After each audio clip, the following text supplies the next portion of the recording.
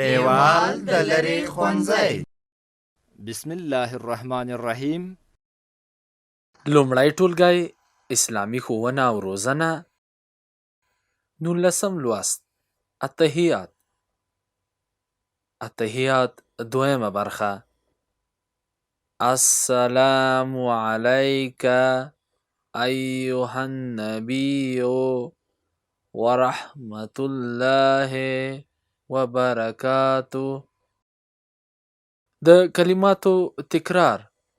السلام علیک ایها النبی ورحمة الله وبرکاته. د لیوال ملي پوهې پروګرام. وسایل نه همت اړین دی.